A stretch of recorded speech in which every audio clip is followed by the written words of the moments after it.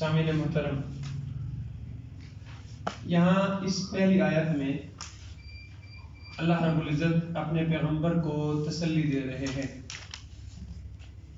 میرے پیغمبر اگر اللہ چاہتا نا تو کوئی بھی ان میں سے شرک نہ کرتا. جبرن اللہ سب کو ہی کیا کر دیتا، موحد بنا دیتا.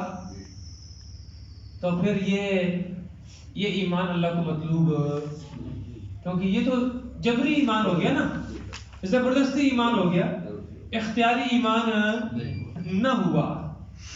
اس لیے اللہ نے جبرن کسی کو بھی تلوار کے ذریعے یا پیدا ہی موحد نہیں کیا. سمجھ آ رہی؟ ہاں، اللہ رب العزت نے انسانوں کو پیدا کیا، پھر ان کی رہنمائی کے لیے یہ کائنات بھی بنائی ہے. اس کائنات میں بھی بندہ غور و فکر کر کے اللہ کو پہچان سکتا ہے. وہ امام ابو حنیفہ رحمۃ اللہ علیہ فرماتے ہیں نا کہ اگر اللہ انبیاء نبی بھیجتے نا تب بھی انسان اپنی عقل استعمال کر کے انسان کو اللہ کی وحدانیت پہچاننی پھر بھی لازم تھی. یہ کائنات البعرۃ تدل علی البعیر. ایک دیہاتی کہتا ہے کہ جو مینگنی ہے نا، مینگنی، وہ مینگنی دیکھ کر آپ اندازہ لگاتے ہو کہ یہاں سے کوئی اونٹ گزرا ہے. مینگنی دیکھ کر اس سے، چونکہ عرب کے میں اندر تو یہ اونٹ تھے نا، وہ کہہ رہے البعرۃ تدل علی البعیر. ایک مینگنی جو ہے وہ تمہیں اونٹ کا پتہ دیتی ہے.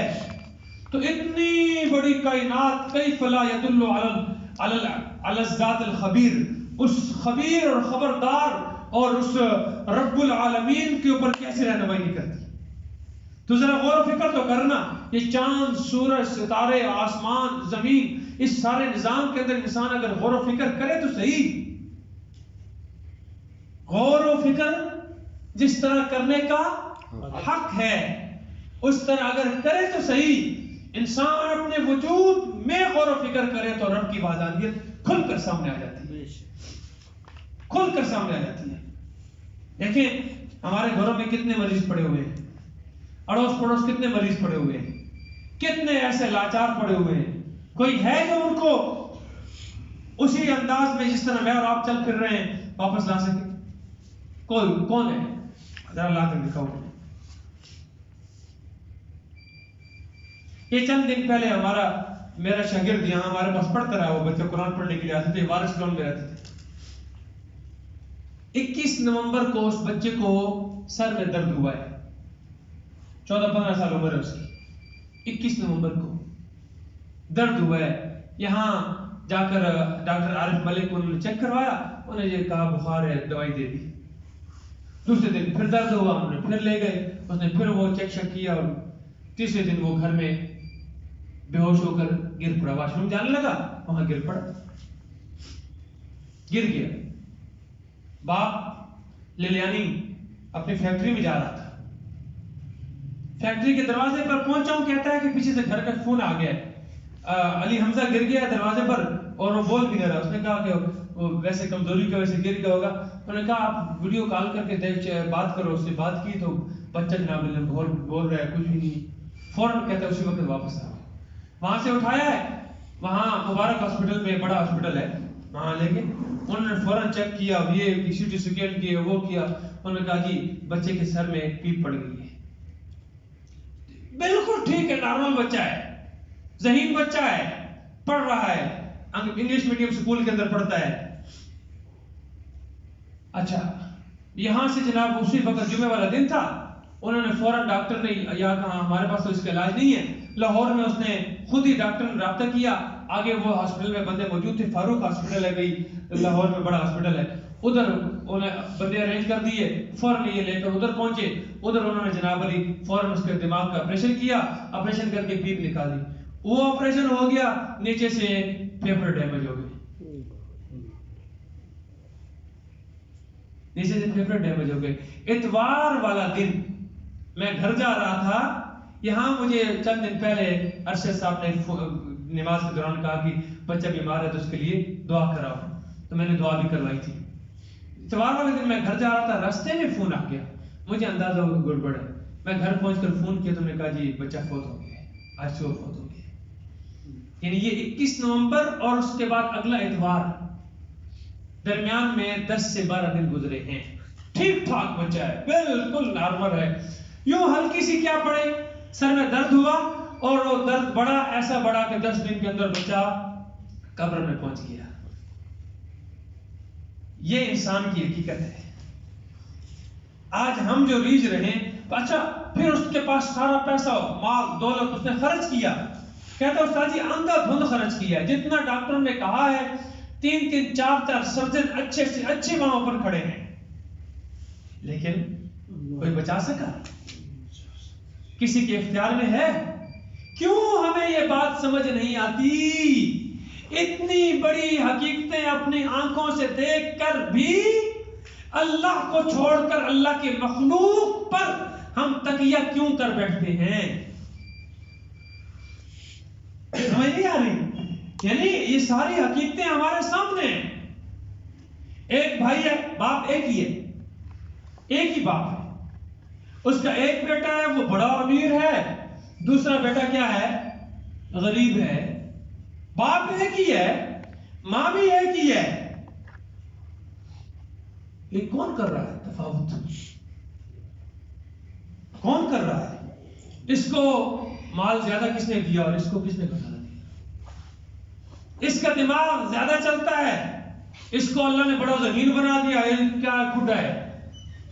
ایک ہی باپ ہے، ماں بھی ایک ہی ہے، وہی خوراک اس نے بھی کھائی ہے، وہی خوراک اس نے بھی کھائی ہے، وہی دودھ اس ماں کا اس نے بھی پیا، وہی دودھ یہ بھی پی رہا ہے. دونوں کی طبیعت کیا ہے؟ دونوں کی بالکل نیچر مختلف ہے. ایک کنجوس ہے، دوسرا سخی ہے. دیکھیں اپنی آنکھوں سے دیکھیں. ایک بد زبان ہے، دوسرا بڑا نیک ہے. یہ کون کر رہا ہے؟ یہ کون کر رہا ہے؟ کوئی باپ یہ چاہتا ہے کہ میرا بچہ بد چلن ہو؟ کوئی باپ چاہتا ہے؟ لیکن پورا زور لگاتا ہے. جب اللہ کی طرف سے ہدایت نہیں ملتی تو کوئی دنیا کی کوئی طاقت اس کو سیدھے راستے پر نہیں لا سکتی. یہی اللہ اپنے پیغمبر کو فرماتے ہیں وَلَوْ شَاءَ اللَّهُ مَا أَشْرَكُوا، اگر اللہ چاہتا نا تو کسی کی بھی مجال نہیں تھی کہ ذرہ برابر بھی وہ اللہ کی توحید سے ادھر ادھر پھٹک کر اللہ کے ساتھ کسی کو کیا کرتے؟ شریک کرتے. لیکن وَلَكِنْ لِيَبْلُوَكُمْ، لیکن اللہ تمہیں کیا کرتا ہے؟ آزماتا ہے. آزماتا ہے، یہ امتحان ہے اللہ کا. اللہ امتحان لیتے ہیں، آزماتے ہیں. بندہ کیا کرتا ہے؟ وَمَا جَعَلْنَاكَ عَلَيْهِمْ حَفِيظًا، میرے سونے پیغمبر ہے، چند مکھنا پیغمبر، میں تینوں کوئی ان ہوتے کوئی نگہبان بنا کے تھوڑا بھیجے ہے. وَمَا جَعَلْنَاكَ، اور ہم نے نہیں بنایا آپ کو علیہم، ان پر، حفیظا، نگران تھوڑا بھیجے ہے. تیرا کام تو کی ہے اللہ دا پیغام، اللہ دا قرآن کھول کھول کے پہنچانا. اتبع ما اوحی الیک من ربک، کل پڑھا ہم نے، اتبع، تو چل اس حکم کے پیچھے جو تیرے رب کی طرف سے تیری طرف وہی کیا جا رہا ہے. وَأَعْرِضْ عَنِ الْمُشْرِكِينَ، پہلے مشرک اب چھوڑ دے، انہاں دی گلاں پاسے توجہ نہیں دینی. اے کیوں نہیں مندے نہ مانا ہے؟ یہاں مجھے آ کر ایک آدمی کہتا ہے وہ جی، اس سے میں نے پوچھا نا، میں نے کہا یار عشاء کے وقت کیا کرتے ہو؟ کہتا ویلا ہونا. میں کہ آ جایا کر درس قرآن سے. وہ جی اتنے بھی فلانا مولوی بھی درس دینا پیا، تساں بھی درس دیندے ہو، وہ بھی تے عمل تو کوئی کردے کو نہیں. دیکھو کیسی شیطان پٹیاں پڑھاتا ہے نا. وہ جی وہ بھی قرآن پڑھا رہا ہے، وہ بھی قرآن دس رہا ہے، وہ بھی لوگ عمل تے کردے کو نہیں. میرے بھائیو، ہمارا کام عمل کروانا ہے. ہاں بھی بتاؤ، ہمارا کام عمل کروانا ہے. ہماری ذمہ داری ہے کہ لوگوں کو زبردستی پکڑ کر جناب علی پکڑ دھکڑ کے. ہاں ایک بندہ کل مجھے ملا، کل میرے ساتھ سوچنا شروع کیا، وہ جی انسان آزاد پیدا ہوا ہے، کوئی اپنی مرضی سے جس لباس میں آ جائے. آپ یہاں بچوں پر پابندی لگاتے ہو بھائی قمیض شلوار کے اندر آنا ہے، پینٹ شرٹ پہن کر نہ آئے. اچھا پھر جو بچے چھٹی کرتے ہیں آپ اس کو سختی کرتے ہو. یہ تو زبردستی، یہ آپ کے مولویوں کی ہٹ دھرمی ہے، اس کی وجہ سے لوگ دین سے بھاگ رہے ہیں. میں کہ سبحان اللہ، سبحان اللہ. سکول کے اندر آپ لوگ یہ رویہ کیوں نہیں اپناتے؟ جی آج میرا پتر نہیں گھلنا، آج میرا پتر ننگا جاسی. انسان آزاد پیدا ہوا ہے نا، تو آزاد پیدا ہوئے بغیر کپڑوں کے پیدا ہوا، کپڑے پہن کے کیوں نہیں کرتے ہو؟ اور کہتے جی شریعت میں سطر ناف سے لے کر گھٹنے تک ہے. میں نے کہا بالکل، مرد کے لیے سطر یہی ہے، یہ چھپانا ضروری. میں کہ قمیض لا کے تو پڑھ سکتا، ماں کے سامنے پھرنا، قمیض اتار دے، ناف سے لے کر یہاں چھپا لے اور چھپا کے پھرتے رہے. مسجد میں آ، جہاں مرضی جا، میں تجھے دیکھوں نا. پھر ادھر جا اپنی بیوی کو بھی کہے بھائی صرف کیا ہے سطر چھپانا ہے، باقی پھرتے رہے. پتہ نہیں کہاں سے لوگ یہ مولویوں کی ہٹ دھرمی ہے، یہ مولویوں نے اپنے طرف سے بنائے ہوئے ہیں، یہ مولویوں نے اپنے طرف سے مولوی یہ مولوی نا چبھتا ہے. یہ صرف کیوں؟ اس لیے کہ مولوی ہی کی وجہ سے ہمارے پاس دین زندہ ہے. خدا کی قسم یہ بشک ٹھیک ہے کہ ہمارے اندر بڑی کمزوریاں ہیں، میں مانتا ہوں اس بات کو. اگر یہ ہمارا طبقہ جو ہے نا اس کے اندر یہ اصلاح ہو جاتی، مضبوط ہو جاتا نا، تو معاشرہ بہت اچھا ہو جاتا. لیکن اس کے باوجود یہ جو ہمارے اندر دین زندہ ہے نا، اقبال کیا کہتا تھا؟ اقبال نے کہا کہ ان مدارس کو، ان مولویوں کو اسی حالت میں رہنے دو.